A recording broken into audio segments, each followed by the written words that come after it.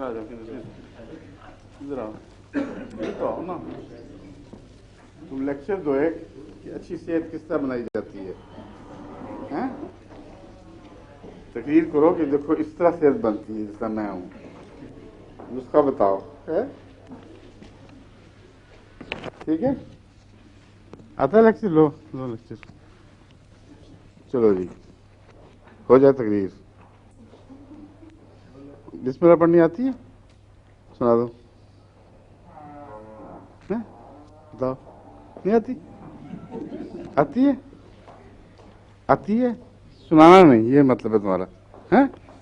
سنانی نہیں ہے. اچھا السلام علیکم.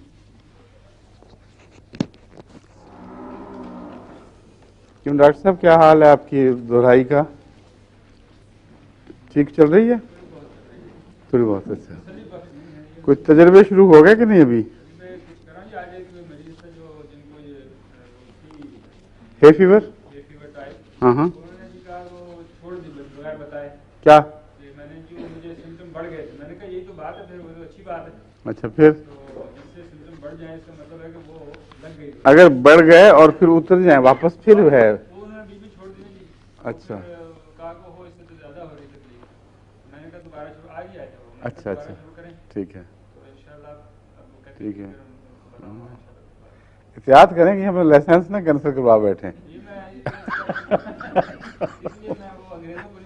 یہ ٹھیک ہے مگر انگریزوں میں زیادہ شوق ہے ہومیوپیتھی کا. بہت شوق بڑھ رہا ہے ان میں. ہاں کچھ تھوڑا سا تجربہ کر لیں پہلے پھر جو ہر ایک جو چاہے اس سے کہیں تم میری تحریر دو پہلے. لیکن ویسے قانوناً آپ کو اجازت ہے یہاں کے قانون کے مطابق غالباً پتہ کریں. ہے ہاں. ڈاکٹر حامد اللہ صاحب سے مشورہ کریں.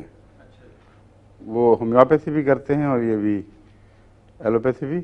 اور وہ کہتے ہیں کہ ہومیوپیتھی زیادہ سے زیادہ ڈیمانڈ بڑھتی جا رہی ہے. اتنا اوپر بھی نہیں جائیں ان سے پہلے پوچھ لیں طریقہ. ہاں ہاں وہ ٹھیک ہے ایگزیکٹلی. نہیں میں نے پوچھنا تھا ان سے پوچھیں کہ اس کی پری ریکوزٹس کیا ہوتے ہیں تاکہ جو کچھ کرنا ہے اس کے بعد جنرل کورسز میں جائیں. ان کی اجازت نہیں میں کہہ رہا. ڈاکٹر حمداللہ کی اجازت کیسے ہو سکتی ہے؟ میں کہہ رہا ہوں ان سے مشورہ کریں انہوں نے کس طرح اجازت لی تھی طریقہ پتہ کر لیں پھر اس کے بعد بے شک کونسل کو بھیجیں جو مرضی. ہاں لیکن کچھ اس کے پری ریکوزٹ ہوتے ہیں یعنی ایم ڈی ہو اور کچھ اس نے ہومیوپیتھی کسی سے سرٹیفکیٹ لیا ہو یا کونسل کے ہومیوپیتھی کونسل کا ممبر ہو. اس قسم کی کوئی ہے چیز. ہاں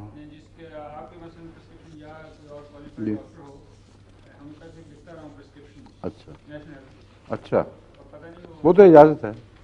وہ تو اجازت ہے.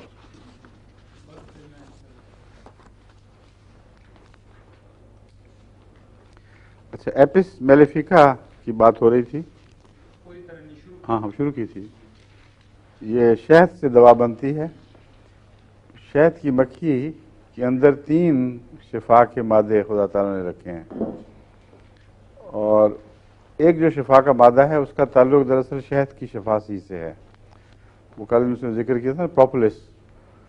پروپولس ایک ایسی دوا ہے جو ہومیوپیتھی میں استعمال نہیں ہوتی لیکن اینٹی بایوٹکس میں بھی شمار نہیں ہو سکتی کیونکہ اس کا کوئی اس قسم کا مادہ نہیں اس میں پایا جاتا جو اینٹی بایوٹک مزاج رکھتا ہو اور جگر وغیرہ کو خراب کرے.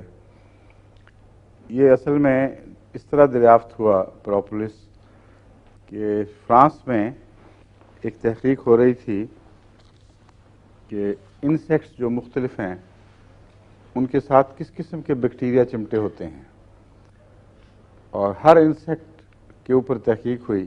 ہر پہ تو نہیں ہو سکتی تھی لیکن بہت بڑی تعداد میں انسیکٹس پہ تحقیق ہوئی کہ ان کے پاؤں یا جسم کے ساتھ جیسا مکھی کے ساتھ بعض جراثیم ہوتے ہیں عمومی عام جراثیم ہیں یا ہر انسیکٹ کی کوئی خصوصیت بھی ہے. کسی کو کوئی جرثومہ لگا ہوگا کسی اور کو کوئی اور لگا ہوگا. اس موضوع پر تحقیق تھی. تو جب شہد کی مکھی کی باری آئی تو حیران رہ گئے کہ اس میں کوئی جراثیم نہیں تھی کسی قسم کے، کلیتاً شفاف، صاف، پاک ستھری۔ تو اس پر پھر یہی موضوع بن گیا تحقیق کا ایک سائنٹسٹ کا۔ انہوں نے جب تحقیق کی تو ایک اور بات یہ پتہ چلی کہ شہد کے چھتے کے ارد گرد شہد کی مکھی کوئی چیز لگاتی ہے، اور ہر دفعہ جب چھتے سے باہر نکلتی ہے یا اندر داخل ہوتی ہے تو اس پر پاؤں رکھ کر ٹکا کر پھر اڑتی ہے۔ یہ مجھے نہیں علم کہ جو حملہ کے وقت جو جاتے ہیں ان کے حملہ آور وہ بھی اس طرح کرتے ہیں کہ نہیں، مگر عام جو شہد بنانے والی ہیں ان کی بات ہو رہی ہے۔ حملہ آور مکھیاں اور چیزیں ہیں، لیکن شہد بنانے والی مکھی لازماً اپنی دہلیز پر قدم رکھ کر پھر اڑتی ہے، یا واپسی پر دہلیز میں قدم رکھ کر پھر اندر آتی ہے۔ تو دہلیز پہ جو دوائی لگی ہوتی ہے اس پر جو تحقیق ہوئی تو یہ معلوم ہوا کہ بعض درختوں کے اندر سے ایک قسم کا مادہ نکلتا ہے جسے پروپولس کہا جاتا ہے، یہ وہی چیز ہے، اور اس میں حیرت انگیز طور پر جراثیم کش اثرات پائے جاتے ہیں، اور شہد کی مکھی اسی کو استعمال کرتی ہے اپنے آپ کو پاک صاف رکھنے کے لیے۔ اب یہ بھی حیرت انگیز ہے کہ کوئی ایوولوشن کا فلسفہ اس کا حل پیش نہیں کر سکتا کہ کس ایوولوشنری پروسیس سے شہد کی مکھی نے یہ شفا کا مادہ معلوم کیا اور پھر یہ عادت بنائی اور اس کے سیلوں میں داخل ہو گئی بات، سوائے اس کے کہ قرآن کریم نے جس طرح فرمایا کہ اللہ تعالیٰ نے حکم دیا تھا کہ تم نے شفا والی چیز پیدا کرنی ہے، تو اس حکم کے تمام لوازمات بھی خود عطا کیے ہیں۔ بہت زبردست تحقیق ہے، اور احمدیوں کو دہریوں سے گفتگو میں یہ بہت کام آ سکتی ہے چیز، کیونکہ اس کی کوئی جسٹیفیکیشن کسی اور سائنسی نظریے سے نہیں مل سکتی۔ صرف ایک ہی مکھی ہے دنیا میں جو یہ کام کرتی ہے، اور اسی طرح کی ایک مکھی جو عام مکھی ہے وہ بیماریوں کا ذریعہ ہے، اور اس کے لیے وحی کا اس لفظ استعمال نہیں ہوا۔ تو مراد یہ ہے کہ وحی میں ہی شفا ہے اصل میں، یا شفا وحی کے بغیر ممکن نہیں۔ روحانی شفا ہو تب وحی کی ضرورت ہے، جسمانی شفا ہو تب وحی کی ضرورت ہے، اور اگر نہ ہو تو پھر وہ گن پہ منہ مارتی ہے، بالکل اپوزٹ مزاج بن جاتا ہے۔ تو اسپرچل لوگوں اور میٹیریلسٹک لوگوں کے درمیان جو نمایاں تضاد ہے اور مشرق و مغرب کا بودھ ہے، یہ ان دو مکھیوں سے ظاہر ہوتا ہے۔ بہرحال پروپولس درختوں میں سے کوئی نکلنے والا مادہ ہے جس میں یہ شفا کا مادہ پایا جاتا ہے، وہ یہ لیتی ہے اپنے ہر چھتا جب بناتی ہے اس کے ارد گرد لیپ کرتی ہے اس کا، اور اس پر قدم رکھ کر اندر جاتی ہے، باہر نکلتے وقت قدم رکھتی ہے۔ تو اس لیے اس کے پیدا کردہ مادے میں اللہ تعالیٰ کی طرف سے حفاظتی انتظامات پہلے سے کیے گئے ہیں۔ دوسری بات یہ ہے کہ شہد میں رس جو چوستی ہے صرف وہ رس نہیں ہے، بلکہ اس کے لعاب کا ایک حصہ ہے جو اس میں شامل ہوتا ہے، اور اس میں کوئی ایسی خاص بات ہے جو عام رس میں شفا کا مادہ بڑھا دیتی ہے یا اس کی پریزرویشن میں کام آتی ہے۔ وہ چیز معلوم نہیں 100% کیا ہے، کیونکہ بہت ہی لطیف مادے ہیں ان کے اندر، ان چیزوں میں ہوتا یہ ہے کہ ہر جو یہ کچرا چوستی ہے اس کو زبان پر لے کر بار بار زبان باہر نکالتی ہے، اور لعاب کے ساتھ تو رس مل کر جب وہ سوکھتا ہے تو ایک قطرے کا جو ذرہ باقی بچ جاتا ہے وہ شہد کے لیے استعمال کرتی ہے۔ تو آپ ایک چمچہ جو شہد کا بڑی بے تکلفی سے استعمال کر جاتے ہیں، اس چمچے میں ہزارہ مکھیوں نے پتہ نہیں کتنی دفعہ زبانیں باہر نکالی ہوں گی، اور سارا دن یہ محنت کرتی ہے، بار بار پھیر لگاتی ہے شہد کے، پھر واپس آ کر اس طرح آخری صورت میں جب وہ بن جاتا ہے مواد، پھر اس کو وہ شہد بنتا ہے۔ ہاں میں بتانے لگا آپ کو۔ پروپولس کے متعلق حضرت خلیفۃ المسیح ثالث سید اللہ بن نصیر العزیز سے رحمہ اللہ تعالیٰ سے مجھے پہلی دفعہ علم ہوا تھا. آپ کو شہد پہ تحقیق کا بڑا شوق تھا. آپ جب ڈنمارک گئے تو وہاں ایک دوست تھے جن کو پروپولس کا جنون تھا. انہوں نے بہت بڑا ایک فارم بنایا تھا, وہاں سے وہ پروپولس اکٹھے کرتے تھے, اور انہوں نے پروپولس سے نظام شفا پر ایک مضمون بھی تیار کیا, اور اس کی باقاعدہ کانفرنس ہوا کرتی تھی. دنیا سے مختلف لوگوں سے لوگ اس میں شامل ہوتے تھے. وہ ربا بھی تشریف لائے تھے, اور ان کی دعوت ہمارے ہاں ہوئی تھی, کیونکہ پتہ نہیں کہ شاید مجھے سمجھانے کے لیے خلیفۃ المسیح ثالث نے صرف ایک دفعہ زندگی میں کیا کہ مجھے کہا کہ تمہارے گھر دعوت کرنی ہے. وہ انہی کی دعوت تھی, اور یہ اور ان کے ایک دوست اور ہم 3 تھے, بس 4. ان کے ساتھ ایک دوست تھے, اور مسیح ثالث میں اس پر جو باتیں ہوئی ہیں کھانے کی میز پر, اس سے مجھے اندازہ ہوا کہ کیا چیز ہے. اس نے بہت سے کیپسول بھی اس کے بنائے ہوئے تھے, اور بھی کئی ذرائع سے اس کو استعمال کرنے کے لیے کئی اس نے نسخے بنائے ہوئے تھے, مختلف ذرائع اور مختلف نسخے. ان میں سے ایک چیز کا تو میں نے تجربہ خود کیا. عام نزلہ زکام میں, اور جس طرح انہوں نے کہا نا ہے فیور میں, یہ اچھی مفید ہے, لیکن جو غیر معمولی تجربہ وہ یہ تھا کہ ایک میرا مریض آیا کرتا تھا ہومیوپیتھک دوا لینے کے لیے, جس کا ناک گل گیا تھا یہاں سے, اور اس کا تمام جگہ سے علاج ہو چکا تھا, طبی اور ایلوپیتھک, لیکن وہ بہت ہی خوفناک چیز تھی. وہ ناک گلا ہوا بہت ہی بےہودہ لگتا ہے, ناک کی چوٹی, اور اوپر سے گلابی سا کچا رنگ, اور پھر اندر تک گلتا جا رہا تھا. تو مجھے ان دنوں میں یہی واقعہ ہوا تھا. مجھے پروپولس کا پتہ چلا, تو میں نے پروپولس کی اس کو شروع کروائی, ایک کیپسول 2-3 دفعہ دن میں, اور ہفتہ یا 10 دن لگے ہوں گے. اس کا ناک بالکل صاف ہو گیا, کوئی نشان باقی نہیں رہا. تو شہد میں بھی جو مادہ پایا جاتا ہے اس کا پروپولس سے بھی شاید کچھ تعلق ہو, جب وہ اکٹھا کرتی ہے, چوستی ہے, تو کچھ نہ کچھ ممکن ہے اس میں بھی ملتا ہو, شاید میں بھی. مگر یہ تو میں نے دیکھا ہے نا کہ زخم لگانے سے نہیں, صرف کھانے سے بالکل صاف ہو گیا تھا. اور بھی کئی مریضوں میں جہاں گہرے کرونک زخم ہوں, پروپولس کا استعمال میں نے کر کے دیکھا ہے, مفید ہے.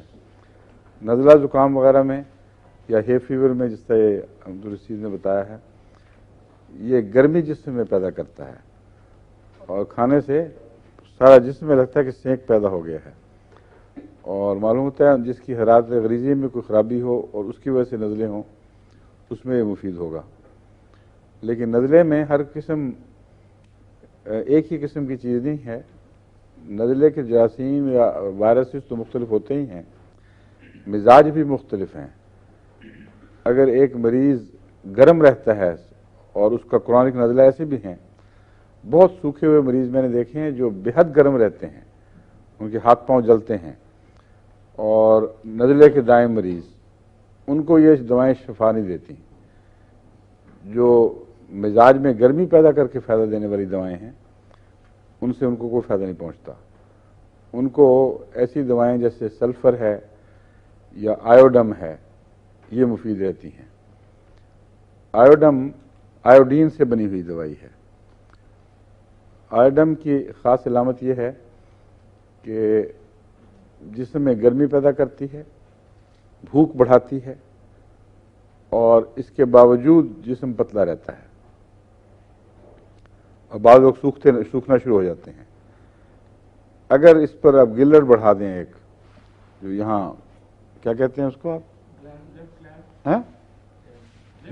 یہاں جو گلر کو تھائرائڈ, ہاں تھائرائڈ بڑا ہوا ہوتا ہے نا, جو بعضوں کی تو کافی بڑی بڑی چیز بن جاتے ہیں. نہیں, پروٹیٹ نہیں, تھائرائڈ یہاں, ہاں गिलर्ड उसको कहते हैं, वो जो बढ़ जाए उसमें आयोडम बहुत मुफीद है, मगर शर्त यही है जो मैंने बताई है कि गर्मी हो और भूख हो और फिर भी जिस्म पे न चढ़े। वो लोग जो मोटापे से तंग आ जाते हैं उनको थोड़ी सी इस किस्म की बीमारी हो जाए तो बड़े मज़े हो जाएं, क्योंकि कोई डाइटिंग की ज़रूरत नहीं, भूख ख़त्म ही नहीं होती और जो खाए वो गर्मी बन के निकल जाता है। असल बात यह है, एनर्जी कहीं तो जाती है, उनके हाथ पांव सारे जिस्म में से सेक निकलता है। सल्फ़र और इस आयोडम में जो फ़र्क है वो ये है कि सल्फ़र में सिर्फ किनारों से सेक निकलते हैं, हाथों की हथेली, पाँव के तलवे, सर की चोटी, लेकिन बाकी जिस्म ज़रूरी नहीं गर्म हो, बल्कि अक्सर नहीं होता गर्म। ऐसे मरीज को सर्दी तो नहीं लगती मगर जिस्म में से कोई सेक नहीं निकलता, लेकिन किनारे जो हैं, जिसको क्या कहते हैं, इसकी ख़ास इस्तिलाह है नहीं, हाँ एक्सट्रीमी, इसकी और डॉक्टरी को इस्तिलाह है, उनसे हाथ पांव की हथेलियों और तलवों और सर की चोटी, इनको हाथ लगाने से भी गर्मी महसूस होती है। इसीलिए बाज़ दफ़ा सल्फ़र के मरीज़ों को हाथों और पाँव पे पसीना बहुत आता है और पसीने में बदबू होती है। आयोडम जो है ये, इसमें ये अलामतें नहीं हैं। आयोडम में खुश्क सेक है जो सारे बदन से निकलता है और बच्चा बहुत ओवर एक्टिव होता है, और फिर उसको अगर ये बीमारी हो, गिलर्ड जिसको कहते हैं, ये थायराइड ग्लैंड, उसमें ये चोटी की दवा है। और इसी से मिलती जुलती अलामतें अगर नज़ल वाले को अगर नज़ला भी हो जाए या और ऐसी मुस्तकिल बीमारियां हों तो उनमें आयोडम बहुत अच्छी दवा है, लेकिन उसके बगैर नहीं, ये अलामतें इसकी ज़रूरी हैं।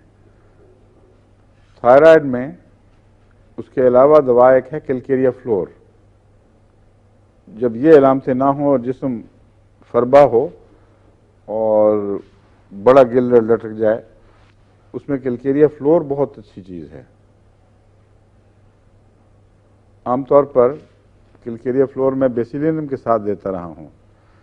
पहले मैं ऊंची ताकत में दिया करता था, फिर निस्बतन कम कर दी। हमारे एक मौलम थे वक्फ जदीद के, मौलवी इस्माइल साहब मरहूम, उनकी औलाद आजकल जर्मनी में है। उनको गिल्लर था, मुझे पता नहीं लगा क्योंकि वो हमेशा यूं चादर लेके फिरते थे, तो मुझे तो पता ही नहीं लगा, ना उन्होंने कभी जिक्र किया कि गिल्लर की वजह से करते हैं इस तरह। मगर गर्मी हो सर्दी हो उन्होंने यूं करके चादर डाली होती थी। एक दफ़ा आए, उनको बवासीर की तकलीफ थी और बवासीर की अलामतें कैलकेरिया फ्लोर से मिलती थी, तो मैंने उनको 1000 में कैलकेरिया फ्लोर दे दी और उसके बाद 4-5 दिन गायब।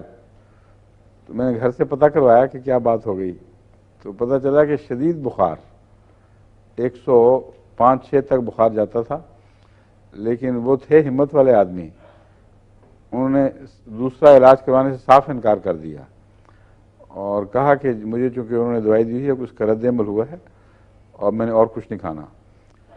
आखिर 6-7वें दिन खुद ब खुद बुखार उतर गया और जब वो आए मेरे पास इत्तला देने के लिए तो बड़ा ख़ास आंखों में मुस्कुराहट और शरारत सी थी।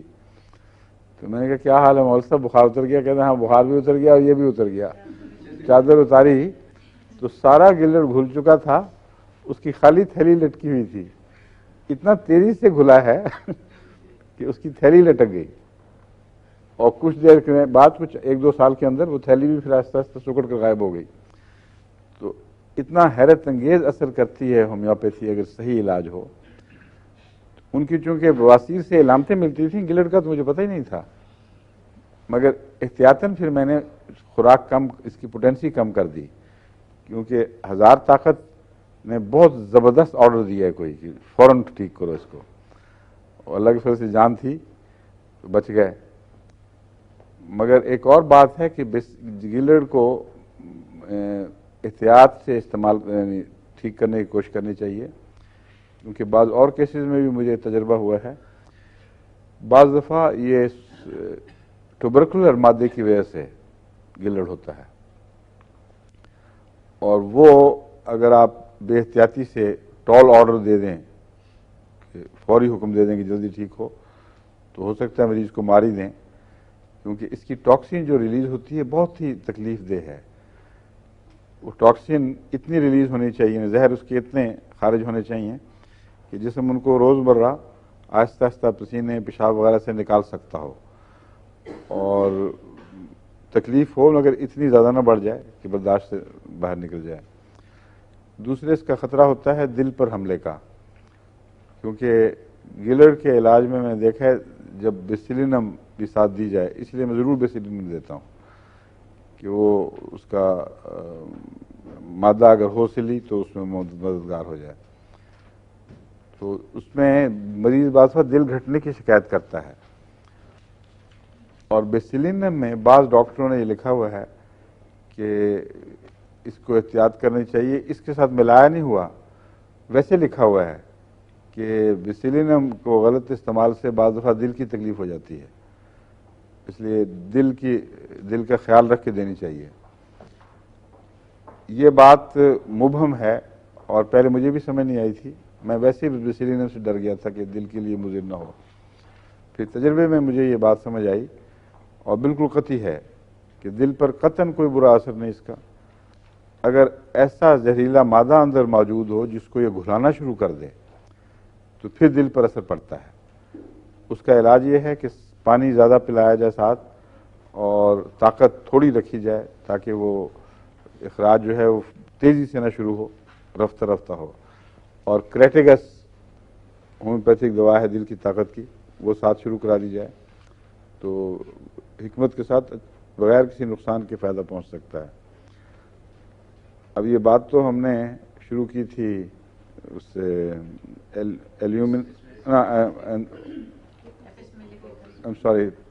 شہد سے، ایپس میلیفیکا، ایک ہی پٹی سے نکل کے ہم کہیں سے کہیں پہنچ گئے ہیں۔ اب بہتر ہے کہ واپس اس پٹی پہ آ جائیں۔ ایپس میلیفیکا وہ زہر ہے جو شہد کا اپوزٹ ہے، جو کچھ بھی وہ استعمال کرتی ہے شہد اپنے کھانے کے لیے، اس کا ویسٹ ہے جو ایپس میلیفیکا ہے، جس کا مطلب یہ ہے کہ اگر اسے ہومیوپیتھک میں استعمال کیا جائے تو وہ شہد والے اثرات پیدا کر سکتے ہیں، شہد کے مثبت اثرات، کیونکہ جو ویسٹ ہے وہ پوائزنس ہوتا ہے۔ اگر پیشاب بند ہو جائے، پسینہ بند ہو جائے تو دیکھیں آپ کے جسم میں کتنی تکلیف شروع ہو جاتی ہے۔ اس کو اگر آپ ہومیوپیتھک استعمال کریں تو جو بیماریاں وہ پیدا کر سکتا ہے انہی کی شفا کا موجب بنتا ہے۔ تو ایپس میلیفیکا میں صرف وہ جو ڈاکٹر کہتے ہیں کہ تیزاب ہے فلاں، اس کی وجہ سے اس پہ الرجی ہوتی ہے، میرے خیال میں وہ غلط ہے، صرف وہ کافی نہیں۔ اس کا جو شفا کا دائرہ بہت وسیع ہے، اور میں نے اس کو بہت ہی بعض گہری دواؤں میں بھی، بیماریوں میں بھی مختلف وقتوں میں استعمال کر کے دیکھا ہے۔ اللہ کے فضل سے ایک بہت اچھی قیمتی دوا ہے۔ عام طور پر اس کی ایک علامت ہے جو ہر مریض میں ضرور نظر آئے گی کہ گرمی سے یہ تکلیف بڑھتی ہے، گرمی کسی قیمت پہ برداشت نہیں۔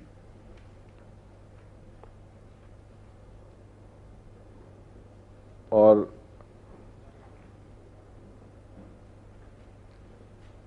عورت جب کھانا پکانے جاتی ہے، آگ کے سامنے کھڑی ہوتی ہے تو اس کی تکلیفیں بڑھ جاتی ہیں، وحشت پیدا ہو جاتی ہے، گھبراتی ہے۔ عام طور پر ایلوپیتھی میں اس سے کوئی پیغام نہیں ملتا ڈاکٹر کو، وہ کہتے ہیں ویسے ہی گھبرا رہی ہوگی، لیکن یہ علامت ہے ایپس کی۔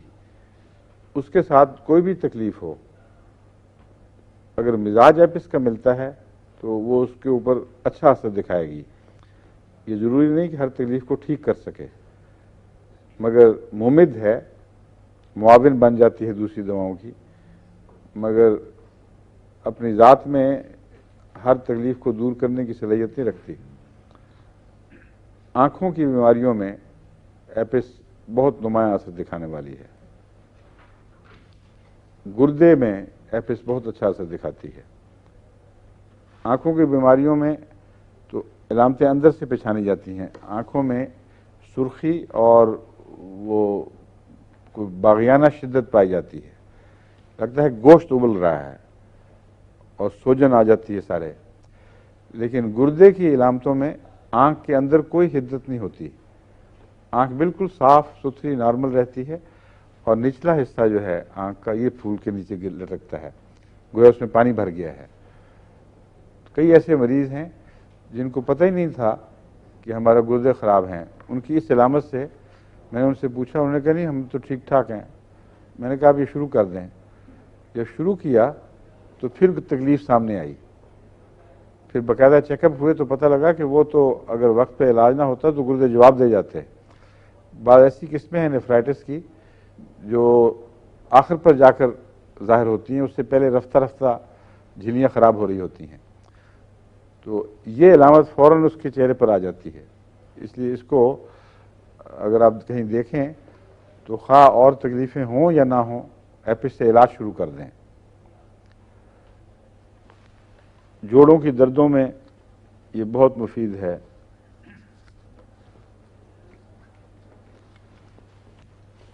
کہاں کی میری ایپس؟ یہ ہے۔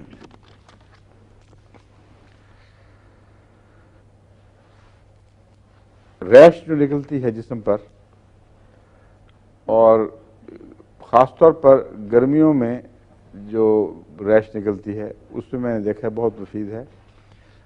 پت کا علاج بہت مشکل ہوتا ہے، میں عموماً پت میں پلسٹیلا کے ساتھ ایپس ملا کے دیا کرتا تھا، اور یا بیلاڈونا، اور بعض میں بیلاڈونا پلسٹیلا مل کر بہت فائدہ دیتی تھیں، بعض دفعہ ایپس اور پلسٹیلا، لیکن پلسٹیلا عموماً پت کے دانوں میں اچھی دوا ہے۔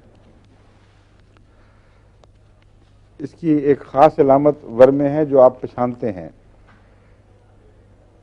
شہد کی مکھی نے کسی نہ کسی وقت تو شاید کاٹا ہو کسی کو، آپ کو کاٹا ہوا ہے؟ ہاں، کس طرح؟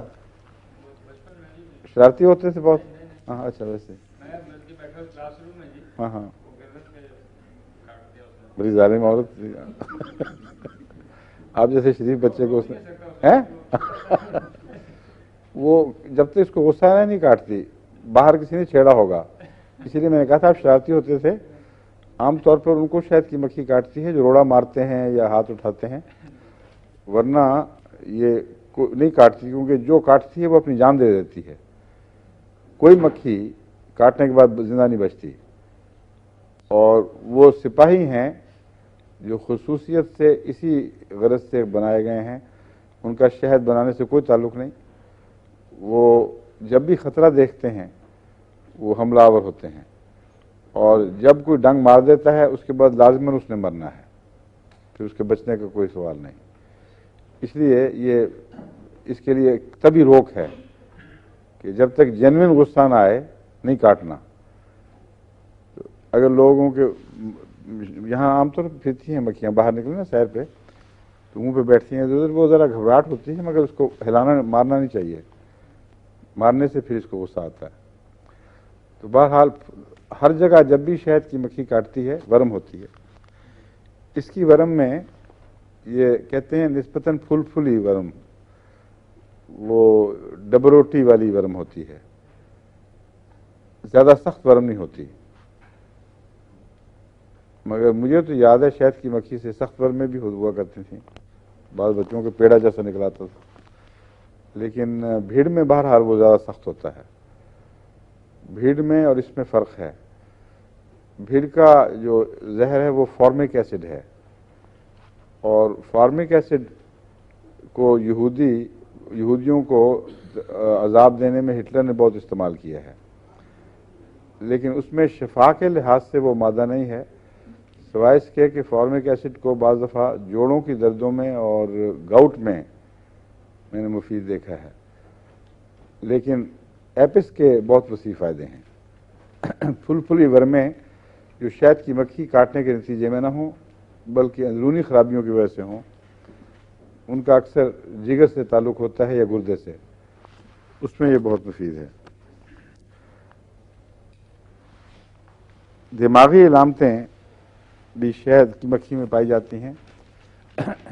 اس کا خصوصیت کے ساتھ ہائیڈروکیفلس سے تعلق ہے، اور ایسے مرض جن میں دماغ کی جھلی میں سوزش آ جائے یا سر کا جو خول ہے وہ چھوٹا رہے اور اندر سے دماغ بڑھنا شروع ہو جائے یا پانی بھر جائے، اس کی وجہ سے دباؤ بڑھ جائے. ایسی صورت میں ایپس کی دو علامتیں خاص طور پر اس کی پہچان ہیں.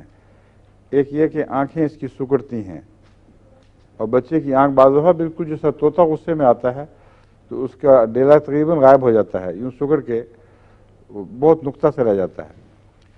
ایسے بچے کی آنکھ میں نقطہ سا دکھائی دیتا ہے اور سوتے میں بہت ہی تیز اور دردناک چیخ مارتا ہے، جس کا مطلب یہ ہے کہ مستقلاً وہ دباؤ اس کو نہیں کچھ کہہ رہا، لیکن کبھی کبھی کسی خاص حصے پر دباؤ پڑتا ہے تو وہ درد میں تبدیل ہوتا ہے. اور ایسا بچہ جو چیخ مارتا ہے، آپ اس کو اگر ایپس دیں گے تو ایپس سے ٹھیک نہیں ہوگا، کیونکہ ایپس وقتی بیماریوں کی زیادہ دوا ہے، اور بعض حصوں میں خصوصاً دماغی حصوں میں لانگ ٹرم دوا نہیں ہے. فوری دوا دینے سے کچھ فائدہ پہنچ جاتا ہے، لانگ ٹرم آپ کو کچھ اور تلاش کرنی چاہیے. اور ایپس کا اپوزٹ ہے سلیشیا، جو بالکل الٹ مزاج رکھتی ہے، اور ایپس کا کرونک بھی بنتا ہے وہ، کیونکہ ہائیڈروکیفلس کے کیسز میں جہاں زیادہ مرض بڑھ گیا تھا وہاں ایپس دینے کے بعد جو وقتی سکون ہوا، پھر میں نے سلیشیا دیا ہے تو ایک کافی تعداد ایسی مریضوں کی ہے جن کے بچے بالکل ٹھیک ہو گئے، یعنی وہ مریضوں کے جو بالکل ٹھیک ہو گئے، حالانکہ صرف بڑے بڑے خوفناک شکل میں لائے گئے تھے. ایپس ابتدائی طور پر دینی ہے چند دن، پھر بند کر دیں اس کو. سلیشیا 6X میں یا بعض دفعہ اونچی طاقت میں دیں. چھوٹی طاقت میں دینا زیادہ مفید ہے. اس کی ایک وجہ ہے کیونکہ جو مریض بھی ہائیڈروکیفلس کا مطلب پتہ ہے آپ کو کیا کہہ رہا ہوں میں؟ ہائیڈروکیفلس کہتے ہیں بعض بچوں کے سر بڑھنے شروع ہو جاتے ہیں اور بڑھتے چلے جاتے ہیں. ان کے ہاں بھی ان بچوں میں بھی چیخیں نظر آتی ہیں، اور بعض بچوں کے سر بالکل چھوٹے ہوتے ہیں اور وہ بھی چیخیں مارتے ہیں. ان دونوں میں فرق ہے. جن کے سر بڑھنے شروع ہوتے ہیں ان کے اندر پانی جو دماغ سے ریڑھ کی ہڈی کے اندر نیچے تک جاتا ہے، وہ پانی بند ہو جاتا ہے اور باہر نکلنے کا راستہ نہیں رہتا. اس کی وجہ سے وہ اندر ہی اندر بڑھتا جاتا ہے، اس کے دباؤ سے سر پھیلتا ہے اور اس کی ہڈیوں کے درمیان وقفہ بھی دکھائی دینے لگ جاتا ہے. سر کے اندر جو پسلیوں سے ہڈیاں ہیں بنی ہوئی، وہ چوڑی ہو جاتی ہیں، بیچ میں جلد کچی جلد بیچ میں دکھائی دیتی ہے. ایسی صورت میں وجہ ہے کہ پانی کے دباؤ کی وجہ سے تکلیف ہو رہی ہے. سر چھوٹا ہو تو نارمل طور پر جو دماغ بڑھنا چاہیے اس کی وجہ سے وہ تکلیف ہوتی ہے. میں ہائیڈروکیفلس کی اس وقت بات کر رہا ہوں. اس میں جب آپ سلیشیا دیں تو اونچی طاقت میں اس لیے نہیں دینا کہ یہ آہستہ آہستہ بعض دفعہ اس روگ کو دور کرتی ہے پہلے اور گھلاتی ہے، اور اگر وہاں سے وہ روگ دور نہ ہو تو بعض دوسرے ذرائع سے یہ سوراخ پیدا کر کے پانی کو باہر نکالتی ہے. سلیشیا کا جو فعل ہے سب دواؤں سے زیادہ عجیب ہے. اس کا کچھ سمجھ نہیں آتی کہ کون سا نظام ہے جس سے اس کا تعلق ہے، لیکن اتنا قطعی ہے کہ ایلوپیتھک ڈاکٹر جن کو میں نے یہ بتایا تھے نسخے سلیشیا کے استعمال کے، وہ بھی رپورٹیں کرتے ہیں، حیرت انگیز ہیں.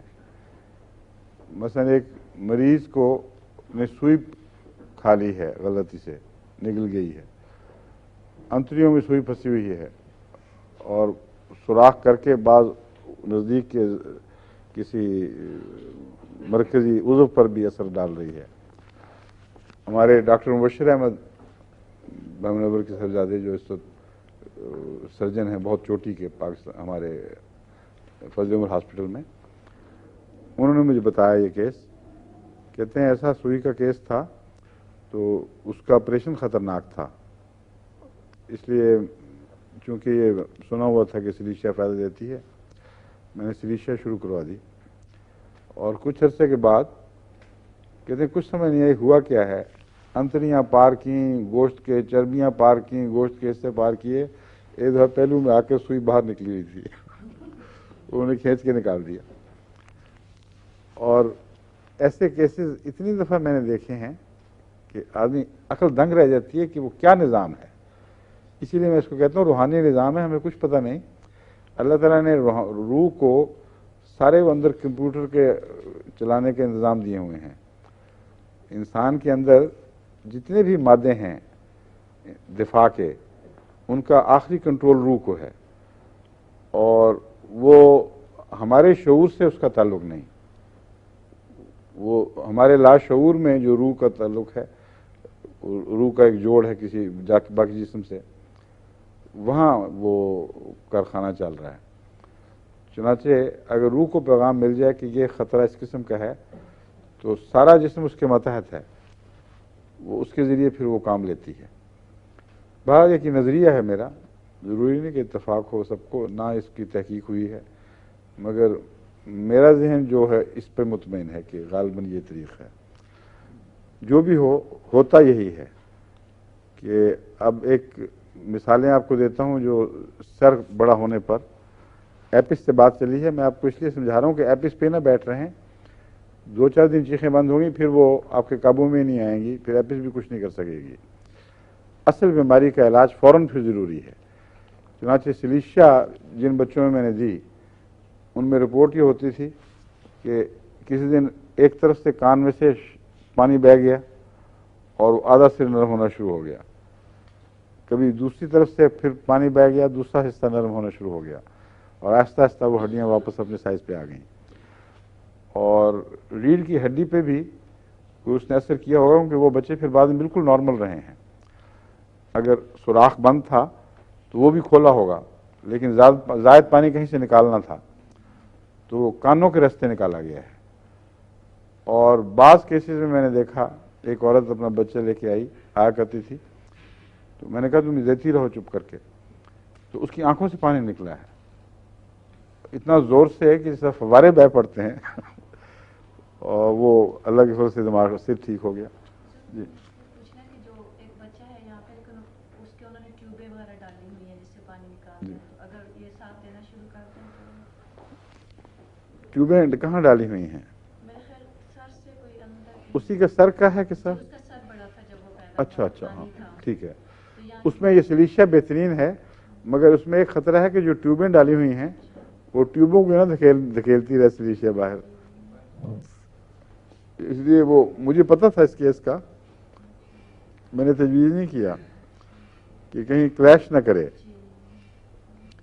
اس کا اتنا گہرا اثر ہے اس چیز پر کہ ڈاکٹر کینٹ نے وارننگ دی ہوئی ہے کہ اگر سلیشیا کسی مریض کو لگی ہے، دل میں کہیں گولی لگی ہے مثلا، اور دل میں کہیں اٹکی ہوئی ہے، یا پھیپھڑے کے کسی ایسے حصے میں ہے جہاں بڑی خون کی شریان ساتھ بہتی ہے، تو اس کو سلیشیا نہ دی جائے، کیونکہ یہ زور ضرور مارتی ہے. اور جب یہ اس کا تعلق ہے غیر جسم کے ساتھ جن چیزوں کا تعلق نہیں ہے، وہ بیرونی ہیں، ایلینز ہیں جسم کے لیے، ان کو یہ برداشت نہیں کر سکتی، ان کو اس نے ضرور نکالنا ہے. دانتوں میں فلنگ کو تو غالباً نہیں نکالے گی، لیکن مجھے یہ پتہ ہے کہ میرا ایک دانت نکال دیا تھا امریکہ کے ڈاکٹروں نے، احمدی ڈاکٹروں نے، اپنے اخلاص میں ہی، حالانکہ وہ اچھا بھلا تھا. جب وہ نکالا تو وہ جڑیں مجھے دکھا رہے تھے کہ دیکھو کتنا صاف ستھرا، بالکل غلطی ہو گئی. وہ 2 تھے، وہ کہتے تھے ہم تبرک رکھیں گے، میں نے کہا دوسرا نہیں میں نے نکالنے دینا. وہ 2 جڑیں تھیں کہ اس کو ٹکڑے کر کے ایک آپ رکھ لیں ایک آپ رکھ لیں. وہ ولی شاہ صاحب نے اس پر مجھے وہ یہاں وہ کر کے نا سوراخ، اور پہلے وہ کیل داخل کیے، پھر اس پہ مسالہ جوڑا، تاکہ ایک داڑھ بنے، پھر اس پر ایک خول چڑھایا. تو مجھے یہ خیال نہیں تھا کہ سلیشیا اس کو بھی دھکا دے گی. میں نے سلیشیا کھائی کسی وجہ سے، اور کچھ دیر میں اس طرف گہری درد اور ابھار سا شروع ہو گیا. اس کو میں دبایا کرتا تھا نیچے کی طرف. مجھے بالکل نہیں پتہ لگا کہ ہو کیا رہا ہے. پھر میں نے سوچا کہ سلیشیا بند کروں، تو سلیشیا بند کی تو ٹھیک ٹھاک ہو گیا. زور اس نے مارا ضرور تھا. اس معاملے میں یہ بڑی سخت ہے.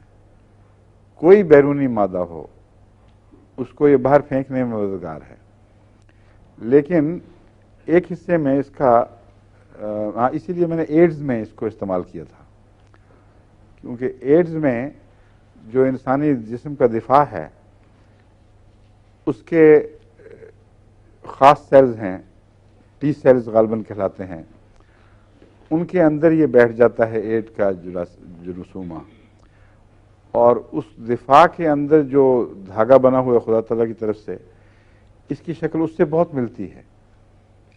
اس لیے اس کے ساتھ مل کر جب جسم اس کو بڑھنے کا حکم دیتا ہے تو یہ بھی ساتھ بڑھتا ہے. اور ایسا ہی ہے جیسے کسی ملک کے دفاعی نظام پر کوئی فوراً ایڈ قبضہ کر لے.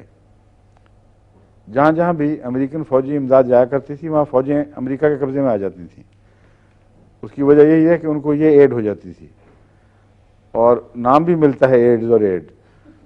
تو بہرحال اس پر مجھے ایک دفعہ خیال آیا کہ عام جسم کو تو پتہ نہیں لگتا، روزمرہ کا جو دفاعی نظام ہے وہ دھوکے میں آ جاتا ہے، لیکن اگر بہت اونچی طاقت میں سلیشیا دی جائے تو ہو سکتا ہے اللہ تعالیٰ نے روحانی نظام میں یہ فرق کرنے کی کوئی طاقت رکھی ہو اور اندر ہی اس کو وہ کل کرے.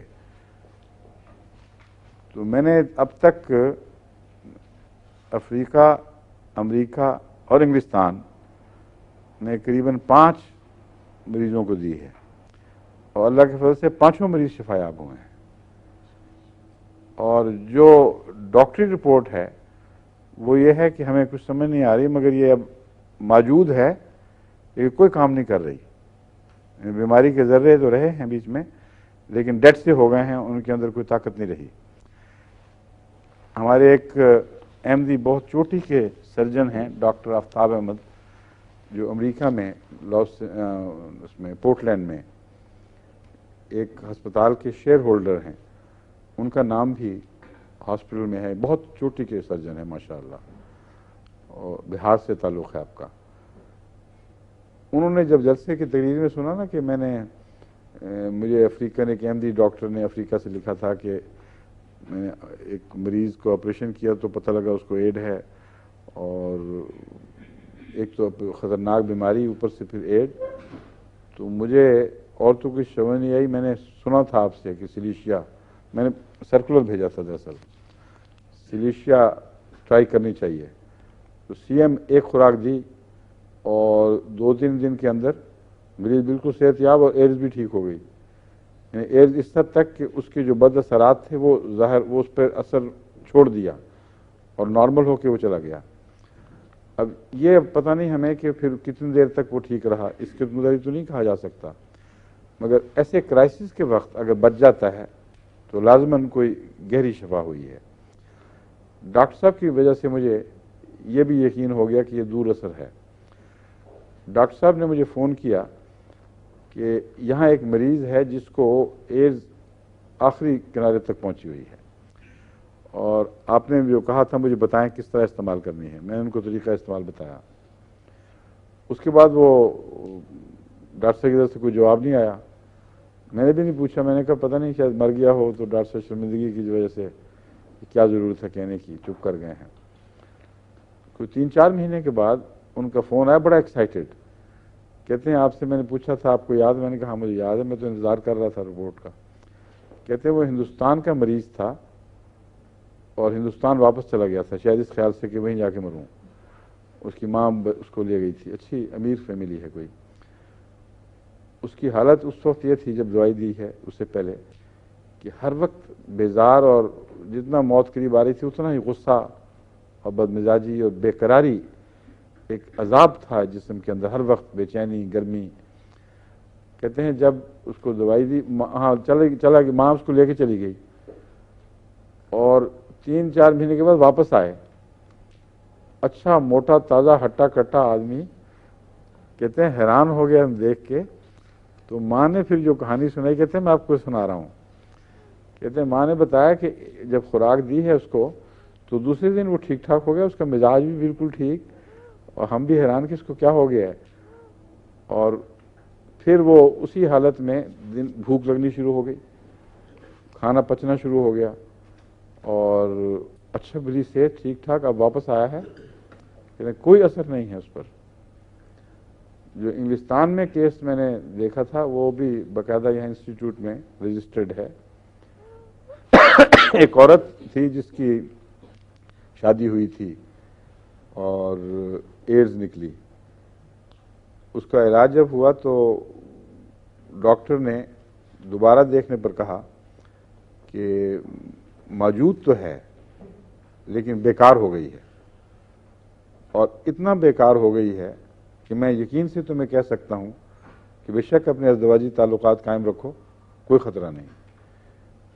اس پر اس کا حمل ہوا اور اب اس کے غالباً بچہ ہو چکا ہوگا، کیونکہ پچھلی دفعہ جب وہ آئے ہیں تو ہونے والا تھا بچہ.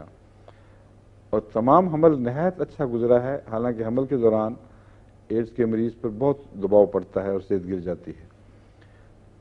اور میں نے پوچھا اس سے لڑکی سے، تو اس نے کہا میں ڈاکٹر کے پاس جاتی ہوں، اس نے باقاعدہ مقرر کیا ہوا ہے کہ اتنے ہفتے کے بعد آؤ اور پورے ٹیسٹ لیتے ہیں، اور انہوں نے کہا کہ بچہ بھی بالکل نارمل ہے، کوئی تکلیف نہیں اور تمہیں بھی کوئی تکلیف نہیں. اس لیے صرف ایک ایکڈیمک انٹرسٹ ہے، یعنی علمی لحاظ سے ہم مجبور ہیں تمہیں بلانے پر، ورنہ کوئی تکلیف نہیں. تو سلیشیا میں یہ مادہ ہے نہ صرف نکالنے کا بلکہ کوئی ایسا گہرا پیغام دیتی ہے کہ جو ہمارے قدرتی ڈیفنس سسٹمز ہیں ان سے بہترین کام اگر کوئی چیز لے سکتی ہے تو سلیشیا لیتی ہے. اس لیے اس کو خوب اچھی طرح یاد رکھنا چاہیے. ہے اچھا سی ایم میں ایک خوراک. اور یہ دوست جب جو بھی سن رہے ہیں وہ اچھی طرح نوٹ کر لیں اس بات کو. میں نے کہا پیرشٹی صاحب کہاں غائب ہو گئے ہیں؟ سلیم کل سے میں نے کئی دفعہ سوچا تھا، بھول جاتا ہوں. دوستوں کی طرف سے شکایت آ رہی ہے کہ میں جب نام لیتا ہوں اکثر بیچارے ہمارے دوست ایسے ہیں جن کو سمجھ نہیں آتی کس طرح لکھنا ہے، اور اپنی زبان میں کچھ لکھتے ہوں گے مگر جو ڈاکٹر ہیں وہ تو نہیں سمجھتے پھر اس زبان کو. یہاں ایک چاہیے کوئی یا تو وہ ہو جائے بلیک بورڈ، اس پر خوش خطی سے کوئی فوراً جو نام آیا کرے لکھ دیا کریں، یا اپنے وحید کو کہو کمپیوٹر سے کوئی چیز بنا دیں ہمیں. ہاں پچھلے پروگراموں میں ہم نے دے دیا صحیح. اچھا لیکن جب دوسری دفعہ پلے کرتے ہیں تو ہمارے لیے ایزی ہوتا ہے پلے کرنا کمپیوٹر کے اوپر. نہیں میں وحید سے کہہ رہا ہوں، وحید کو مجھ سے بات کر لیں. یہاں کوئی چیز ہو نا سب دواؤں کے نام لکھے ہوں اور جس کو ہم پریس کریں تو وہ دوا آ جائے، یہ ایسی چیز کو ڈیوائس بن جائے تو سب سے اچھا ہے. اور اب تک جتنے نام میں پہلے لے چکا ہوں وہ نوٹ کرو اور وہ سارے بتائے جائیں کہ یہ ہیں، اور پوٹینسی بھی بتائی جائے پھر دوبارہ کہ یہ پوٹینسیاں استعمال ہونی چاہیے. بعض سلیشیا میں جو دوست سن رہے ہیں وہ استعمال کر کے دیکھیں تو باقاعدہ نوٹ کریں. اور بہتر یہی ہے کہ ایسے مریض انسٹیٹیوٹس میں داخل کروا کر ان سے ٹیسٹ کروائے جائیں، صرف اپنی تشخیص پر انحصار نہ کریں. یعنی ڈیفینیٹلی جو پازیٹیو آیا کرتے ہیں test, H I V positive کہتے ہیں اس کو، وہ ہو، اس کی تحریر موجود ہو، تاکہ پھر ہم ان کے انسٹیٹیوٹس کو بھی لکھیں کہ بنی نوع انسان کو فائدہ پہنچتا ہے تو کیوں نہ پہنچائیں. آپ بھی لکھیں ایک ان کو یہ نسخہ. ہاں یہ کنفرمڈ ہے، یہ اب تک تو ایک میں بھی بیکار نہیں گیا. Just confirm. اچھا نہیں میں اپنی بات بھی کنفرم کر رہا ہوں کہ اب تک تو اللہ کے فضل سے ایک کیس میں بھی ضائع نہیں ہوا. اس لیے لمبے تجربے کے بعد پتہ چلے گا کہ کتنے پرسنٹ ہے اور کس قسم کے مریضوں میں. ہاں ان کی ہسٹری بھی لکھنی چاہیے، کس طرح ہوا تھا، عمر کتنی ہے، رنگ مزاج وغیرہ. ایک خوراک دیتے ہیں اور سی ایم میں، اس کے بعد 10-15 دن کے بعد دوسری خوراک، پھر 1 مہینے کے بعد تیسری خوراک.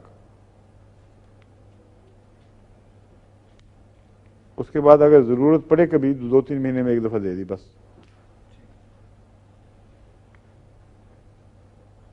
اگر اثر ہو جیسا کہ ہر دفعہ اثر ہوا تو ایک ہی خوراک اثر دیتی ہے پہلی ہی فوراً, اور وہ اپنا کام تو آہستہ آہستہ شاید کرتی ہو لمبا عرصہ, لیکن جو اثر فوری دکھاتی ہے وہ مریض کی طبیعت کی بحالی ہے. وہ دوسرے دن تک اشاش بشاش ہو جاتا ہے, اس کے جو اندر گہرا دباؤ ہے نا, ایک عذاب کی کیفیت, وہ دور ہو جاتی ہے. تو اس کو استعمال کرنا چاہیے, بنی نوع انسان کو فائدہ ہو تو ہمیں جماعت کو اس خدمت میں بھی پیش ہونا چاہیے. اچھا, سلیشیا ایپس کا کرونک کہلاتی ہے. اب میں آپ کو کرونک کے متعلق بھی بتا دوں کہ ہاد اور کرونک کیا کیا ہیں, ان کے جوڑ ہیں. ہاتھ کہتے ہیں ایسی چیز جیسا کہ میں نے بتائی تھی, فوری اثر ایکونائٹ ہے. اسی بیماری کو اگر وہ لمبی چلنے والی ہو اور گہرا جسم میں داخل ہو چکی ہو, جو دوا دور کرتی ہے اس کو مزمن یا کرونک کہتے ہیں. اور اکثر آپ کو ہومیوپیتھک کتابوں کے آخر پر یہ جوڑوں کے فہرستیں ملیں گی جن میں یہ جوڑ لکھے ہوتے ہیں کہ فلاں دوائی کا فلاں مرض کا ہاد یہ ہے اور کرونک یہ ہے, یا دواؤں کے ساتھ لکھا ہوگا کہ ایکونائٹ اس کا کرونک یہ ہے, بیلاڈونا کا کرونک سلفر, ایکونائٹ کا کرونک سلفر, اور برائونیا کا کرونک نیٹرمیور, اور نیٹرمیور کا کرونک سلیشیا. اب سوال یہ ہے کہ آنکھیں بند کر کے آپ کرونک کہہ کے علاج نہیں کر سکتے. میں شروع میں کر کے دیکھا, بالکل بیوقوفوں والی حرکتیں ہوتی تھیں, یوں ہی کرونک کیوں ہو آخر. لیکن اگر آپ غور کریں تو آپ کو وجہ مل جائے گی, اور اس وجہ کے بعد پھر آپ کے لیے تشخیص آسان ہو جاتی ہے اور یقینی ہو جاتی ہے. اب سلیشیا کو جب کہتے ہیں ایپس کا کرونک, تو وجہ میں نے بتائی ہے, جھیلیوں میں سوزش ہے, مگر سوزش اپنی ذات میں نہیں ہے, مقامی جراثیم کے نتیجے میں نہیں ہے جن پر یہ اثر کرے, بلکہ کوئی اور ہے بیماری جس کا ذریعہ یعنی سوزش جس کے ذریعے پیدا ہوئی, اور سوزش کی علامتیں ملتی ہیں اس سے, ایپس سے, وہ ان کو کچھ دور کرتی ہے. مگر جس کو کرونک کہتے ہیں اس میں وہ علامتیں ہیں ہی نہیں. سلیشیا میں وہ چیخ کی علامت نہیں ہے. اس لیے کرونک کا جوڑ جو ہاتھ کے ساتھ ہے, یا مزمن کا ہاتھ, اردو میں ہاتھ کہتے ہیں عارضی, اور مزمن کہتے ہیں لمبی دیر پا بیماری کو. انگریزی میں اس کو ہاتھ کو کہتے ہیں ایکیوٹ, اور اس کو کرونک جو لمبی بیماری ہو. یہ اصطلاحیں یاد رہنی چاہیے کہ جب آپ کتابیں پڑھیں گے تو آپ کو پتہ ہونا چاہیے کیا چیز ہے. ان کے جوڑ معلوم کریں, اور اگر آنکھیں کھول کر علاج کرتے ہیں تو کوئی مشکل نہیں ہے. اور جوڑ معلوم کیے بغیر خام خواہ آنکھیں بند کر کے فلاں کو فلاں چیز دے دی, غلط طریقہ ہے. نیٹرمیور بعض دفعہ پاگل پن میں استعمال ہوتی ہے, اور برائونیا اس کا ہاد ہے. اب سوال یہ ہے کہ برائونیا کا نیٹرمیور سے کیا تعلق ہے. میں نے دیکھا تو پتہ چلا کہ برائونیا بعض ایسی عفونتی بیماریوں میں بھی کام آتی ہے جن میں اخراجات بند ہو گئے ہوں, اور اچانک اخراجات بند ہونے سے جو جسم میں بیماریاں پیدا ہوتی ہیں ان میں برائونیا مفید ہے. لیکن بعض اخراجات ایسے ہیں جن کا دماغ پر اثر ہوتا ہے. ان اخراجات میں اگر برائونیا آپ دیں گے تو وہ برائونیا کا دماغ چونکہ برا گہرا تعلق نہیں, وہ وہاں کام نہیں کرتی. وہاں نیٹرمیور اس کا کرونک ہے, کیونکہ نیٹرمیور کا پاگل پن سے بہت تعلق ہے. اس لیے جوڑ میں لائے جائیں تو پھر بات کھل جاتی ہے, اور ڈاکٹر ایک اصول پر علاج کرتا ہے. ہومیوپیتھی میں سب سے بڑی مصیبت یہی ہے کہ مختلف تجارب حاصل ہو چکے ہیں, ان کے اندرونی جوڑ، ان کے تعلقات اور بیماریوں میں کون سی دوائیں کیوں اثر دکھا رہی ہیں، ان پر تحقیق بہت تھوڑی ہوئی ہے. اس لیے احمدیوں کو چاہیے یہ نیا باب تحقیق کا کھولیں، اور جس طرح میں بیان کر رہا ہوں ہر ہاتھ کا مضمن معلوم کریں، کہاں کہاں اثر دکھائے گا، کیوں ہے. جب پتہ چل جائے تو پھر باقی بات آسان ہے، فوری طور پر آپ کے ذہن میں آ جائے گا. اچھا، ایپس میلیفیکا کا میں بتا رہا تھا کہ یہ آنکھوں میں جو سوزش ہے اس کے اندر کچا گوشت ابھرتا ہوا دکھائی دیتا ہے، وہی ورم والی کیفیات، اور متورم ہو جاتی ہیں آنکھیں. اگر ایپس کام پورا نہ کرے تو اس میں نیٹرم میور کام کرتی ہے. نیٹرم میور بھی ایپس کا کرونک بن جاتی ہے. لیکن جوڑوں کا پتہ ہونا چاہیے کہاں جوڑ ہے اور کیوں ہے.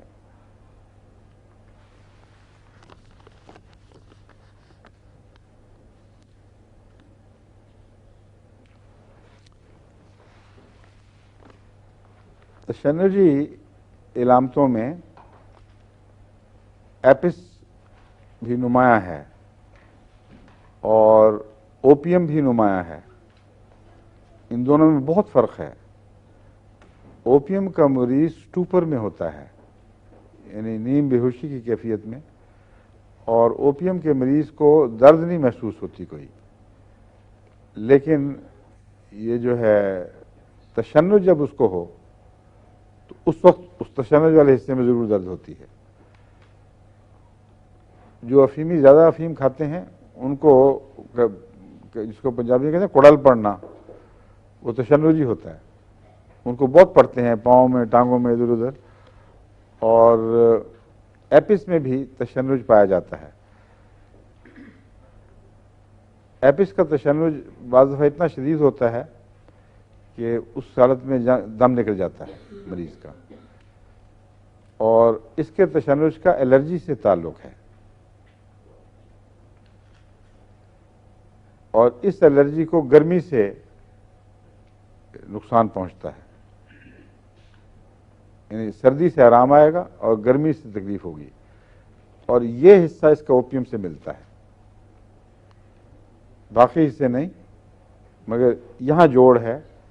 اوپیم میں بھی اگر تشنج میں گرمی سے اضافہ ہو تو اوپیم اس کا علاج ہے، اور ایپس بھی اس کا علاج ہے. بیلاڈونا بھی علاج ہے.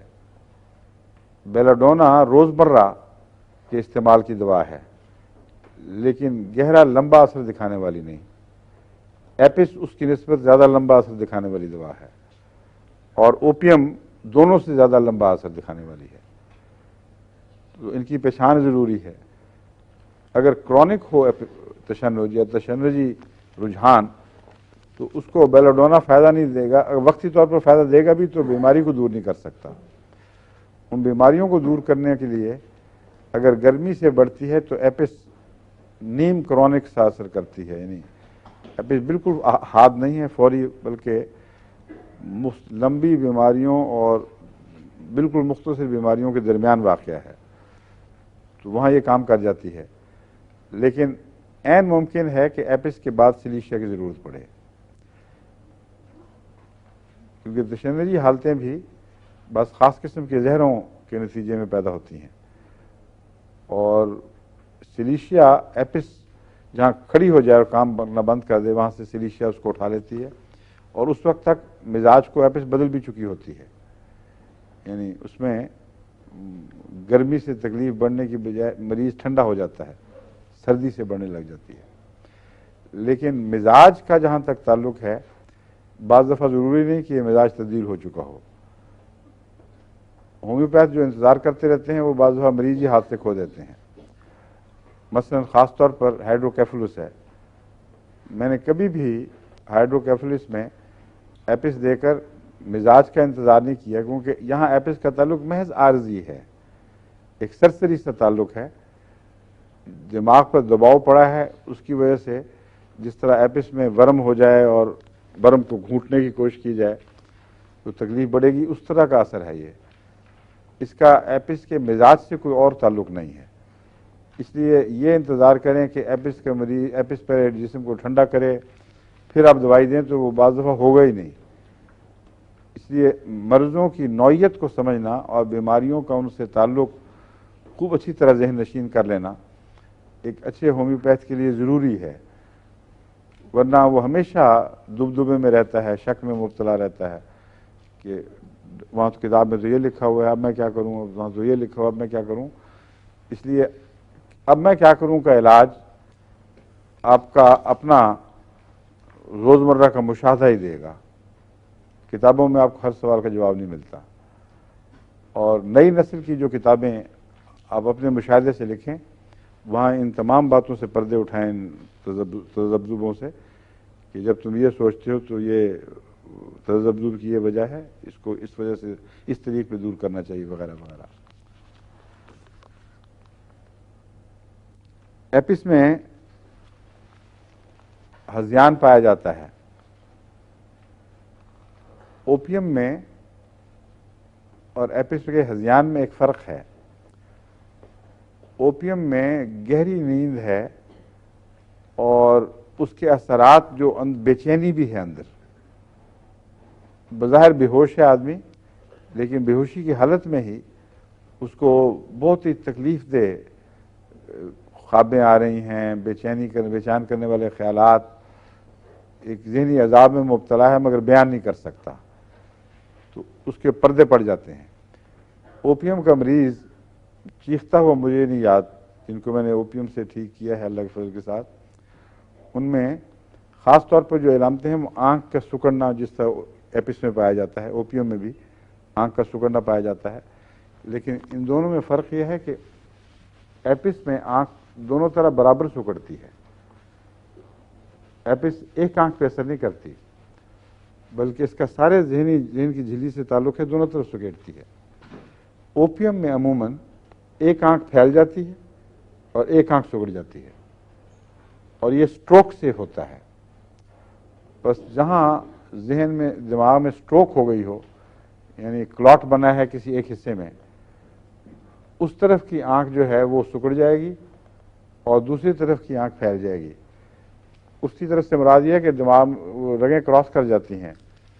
یہ آنکھ جو ہے اس کا بائیں آنکھ کا دائیں طرف سے تعلق ہے اور بائیں آنکھ کا دائیں طرف سے تعلق ہے، یعنی دائیں آنکھ کا بائیں سے تعلق ہے، الٹا ہو جاتا ہے. تو آپ کو اس سے بحث ہی کوئی نہیں.